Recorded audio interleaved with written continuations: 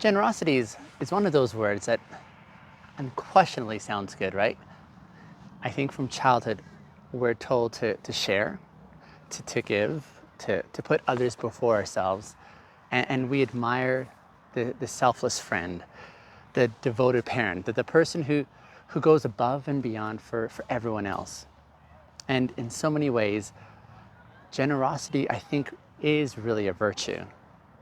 It reflects a heart that sees beyond its own needs, a spirit that values connection and a willingness to invest in something that's greater than oneself.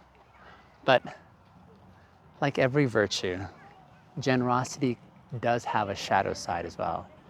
It can be distorted, it can be manipulated, and if we're not careful, it can actually lead us down the path of abandoning ourselves. Because what looks noble on the outside may actually be eroding us on the inside. And what appears to be love may actually in fact be neglect. Not of the other person, but more so, I would say, of ourselves. Now, this is a paradox.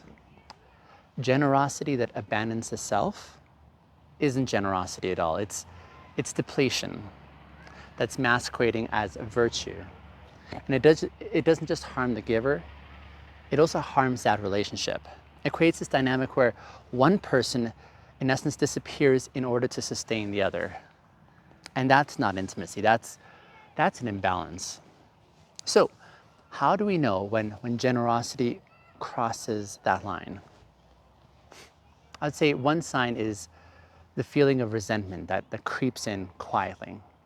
You say yes because that's what you've always done. You show up again and again because that's what's expected. And at first, you tell yourself that it's fine, right? You want to help, you want to be there. But somewhere along the way, the yes begins to feel heavy. And you start noticing that the giving no longer feels joyful. It feels obligatory. It feels draining. And resentment is always the clue that something about your generosity has tipped into self-erasure. Another sign is when your own needs vanish from the equation. See, healthy generosity involves a balance, a recognition that your well-being actually matters as well. But unhealthy generosity, it pretends that your needs really don't exist, or that they only exist after everyone else's needs have been met.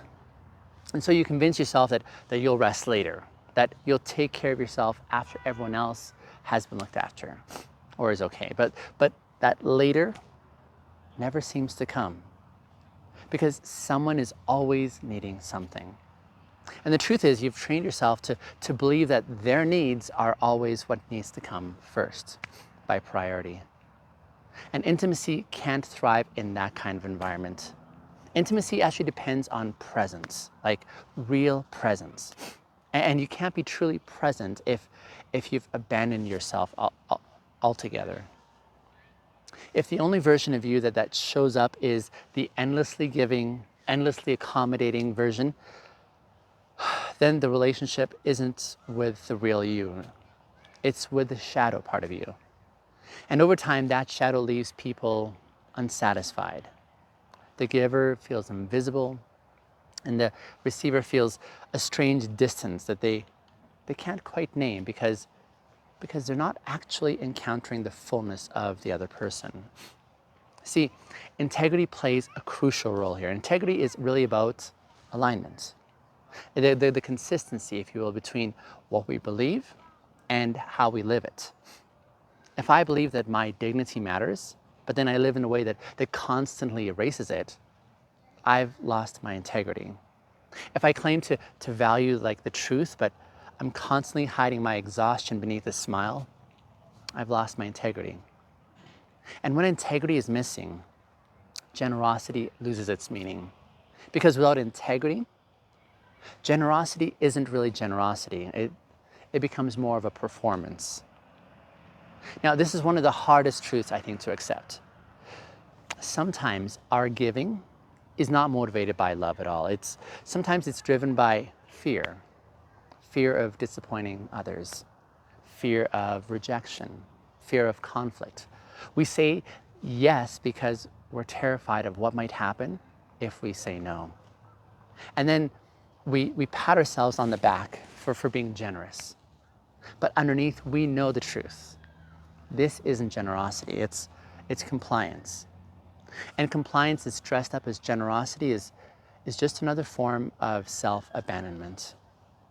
To reclaim generosity as a virtue, we have to reclaim boundaries as a necessity. Boundaries don't make us like less generous. Boundaries make our generosity sustainable. They keep us from pouring ourselves out until we're empty. They allow us to give freely without resenting the giving. And they also make intimacy possible because they, in essence, ensure that the self that we bring into the relationship is whole and not hollowed out. One of the reasons that this pattern is so hard to break is that self-abandonment often earns praise. The world we live in celebrates the person who never stops giving, right? People say things like, "You're such a generous soul," or "I don't know what we'd do without you." And part of us glows, at that kind of affirmation. It feels good to be needed. It feels good to be admired for our sacrifice. But here's the subtle danger though. If our identity becomes tied to the giving or the giver, we in essence believe that our worth is measured by what we provide. And so we stop asking whether our giving is healthy or whether it's actually costing us too much. So instead we focus only on maintaining the image of endless generosity. And in doing so, we trade authenticity for applause. Now, this applause can be addictive. Every time someone thanks us for going above and beyond, it reinforces that cycle. We push past our limits, and then we get rewarded for it. And then we push past them again. And then eventually, we don't even know what our limits are anymore. We only know that saying no feels a lot like a betrayal. Not just for others, but of the identity that we've built as the reliable one, the strong one, the selfless one. But an identity that's built on self-abandonment is really fragile because sooner or later the cost is going to catch up. Resentment is going to deepen. Exhaustion is going to set in. Our health will decline emotionally or physically. And then the very relationship that we were trying to nurture begins to suffer because no one can really connect deeply with a person who's constantly depleted. And you can't pour intimacy from a cup that's empty. Another layer of this is the way that self-abandonment can really distort intimacy. When we give without boundaries, we may unconsciously be also expecting some form of repayment. We might never say it out loud, but deep down, we hope that someone is going to notice, right? Or someone's going to appreciate, or someone's going to pour back into us with that same intensity. And when that doesn't happen, then, like when the giving isn't really reciprocated, bitterness begins to grow. And we think, after everything that I've done, how can you not see me, right? But the truth is we've taught them to only see the version of us that never needs anything. We've erased our own needs from the equation, and now we resent others for believing the erasure that we modeled for them. And this is why boundaries are not barriers to intimacy. They're actually, I believe, the foundation of intimacy. Boundaries make clear where I end and where you begin. They in essence ensure that I'm going to bring my full, honest self into that relationship. Not just the self that always says yes without boundaries. See, in that setting, the connection is lopsided. It's built on illusions.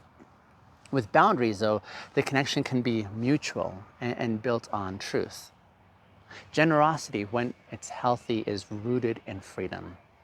It's the freedom to choose when and how to give without compulsion, without this fear, without the weight of the identity hanging on every yes.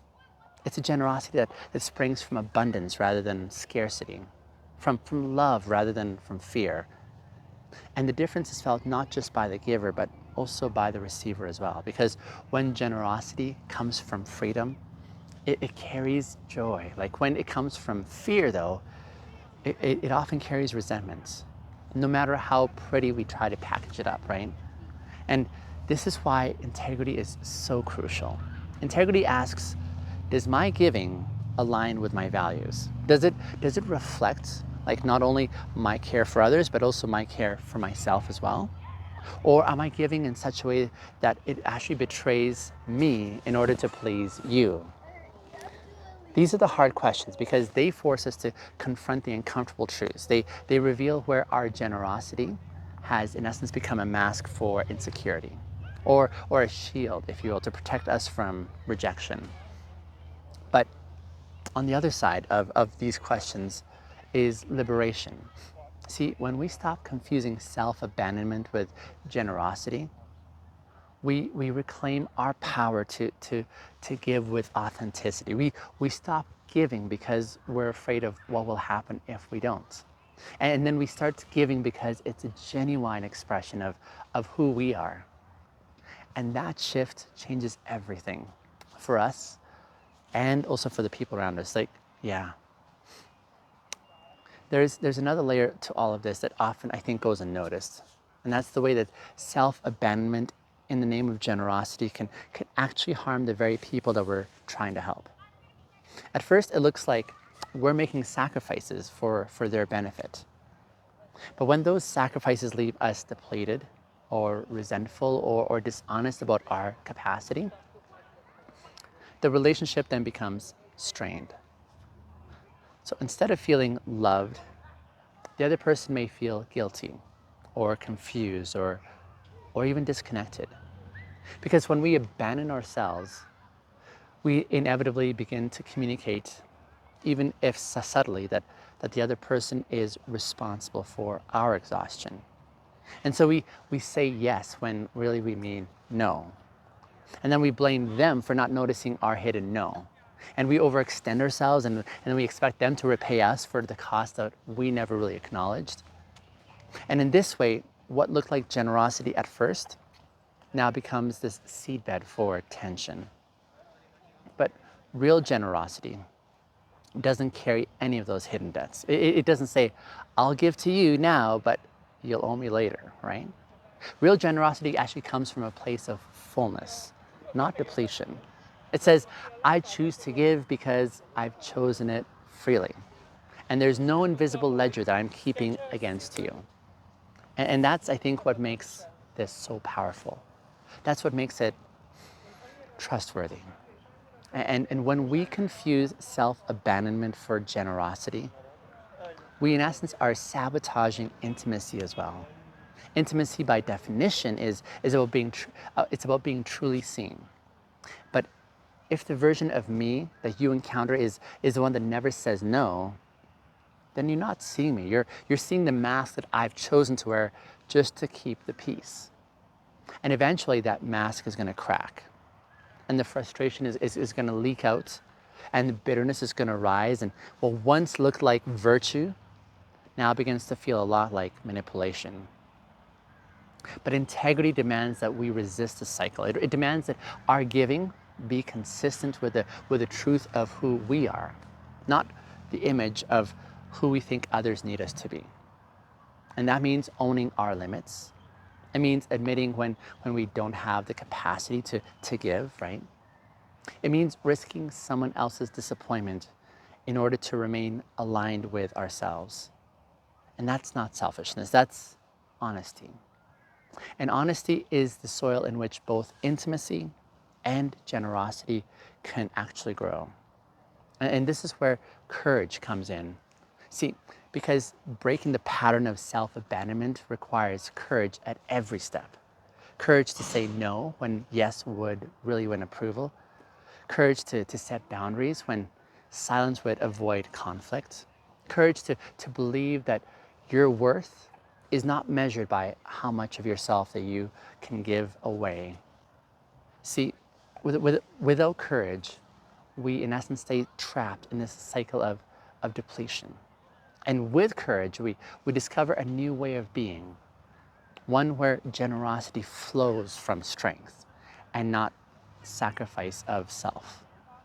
And when we practice that kind of generosity, this effect ripples outward. People begin to trust our yes because they know that we're not saying it out of fear or compulsion. They know that our giving is real and not forced. And they also know that it's an expression of love, not a bargain for approval. And that trust builds intimacy, because intimacy thrives where authenticity is present. I think often about the young men that I want to reach through Uber Vintagers. The mission is not to tell them to stop being generous, but more so to invite them to learn what real generosity actually looks like. It's generosity that doesn't erase them. It's a generosity that doesn't actually demand endless depletion, right?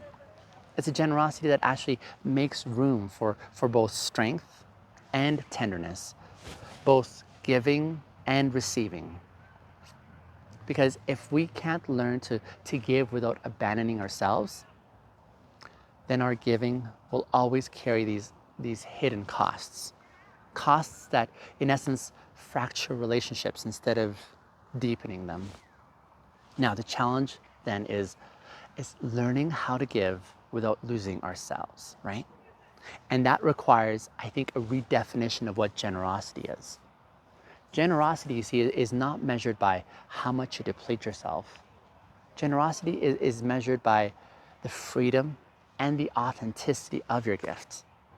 When I give out of fear or guilt or compulsion, my gift is tainted, no matter how impressive it is or how impressive it looks on the outside. But when I give from a place of alignment, when my yes comes from integrity, when my actions reflect the truth of who I am, then my generosity has power. This is the kind of generosity, I think, that builds relationships instead of draining them. It's the kind that invites intimacy because it actually allows the other person to meet the real me. It's the kind that communicates trust because it actually shows that I'm not hiding my limits behind this mask of endless giving. And it's also the kind that can actually last because it doesn't demand that I sacrifice my well-being just in order to prove my love. Now, of course, this kind of generosity takes practice, right? It means learning to recognize the warning signs of self-abandonment, like the resentment, right? The exhaustion, the hidden expectations. It means that we're paying attention to our motives. Am I giving because I choose to? Or is it because I'm afraid of what will happen if I don't? And it means that we're being willing to disappoint people sometimes because true integrity cannot exist without the willingness to let others see our boundaries. But while it takes courage, the reward is immense, I would say. When we practice generosity that's rooted in integrity, our relationships, in essence, become safer and stronger and more authentic. People begin to trust us, not because we never say no, but because when we say yes, it's real. They know that our giving is not a performance. They know it's not a disguise for fear. They know it's love that's chosen freely and expressed honestly. And this ultimately is what intimacy requires. Intimacy cannot exist where one person disappears to sustain the other. It cannot thrive where one person is praised for sacrifice while secretly resenting the cost. Intimacy requires both people to show up fully, to bring their whole selves to be seen and known as they truly are. And that means that generosity and self-care must really walk hand in hand. So when we ask generosity or self-abandonment, the difference really lies in integrity. Integrity tells us whether our giving is an expression of who we are or a betrayal of ourselves. Integrity tells us whether our yes is rooted in love or in fear. Integrity is what keeps our generosity authentic and sustainable and trustworthy. And for young men especially, this lesson is vital because so many of us, we've been taught to measure our worth by what we can provide, by how much we can endure, right? By how much of ourselves we can sacrifice. But the truth is, our worth is not found in depletion. Our worth is really found in alignment. It's found in integrity. It's found in the ability to give without erasing ourselves in the process. And this is the heart of my mission here at Uber Vintagers, to call men into lives of integrity and intimacy where generosity is practiced with courage and clarity, where giving does not mean that we're losing, where love does not mean that we're being erased, and where compassion for others is balanced with compassion as well for ourselves. Because when generosity flows from this place, it becomes this gift that heals instead of harms, that builds instead of breaks, and that lasts instead of burning out. So yes, be generous. Yes, give freely. Yes, open your heart. But do it without abandoning yourself. Do it with integrity. Do it in a way that allows intimacy to flourish. Because the world does not need just more giving. It needs giving that is whole, giving that is honest, giving that is rooted in lives where both self and the others are honored. And that is the kind of generosity I would say that's worth practicing. Thanks for listening, my dear listener. Let me know in the comments down below how this episode landed with you. I'd love to hear any insights you gleaned, any thoughts you had along the way that I didn't mention. Share them in the comments. I'll see you in the next episode.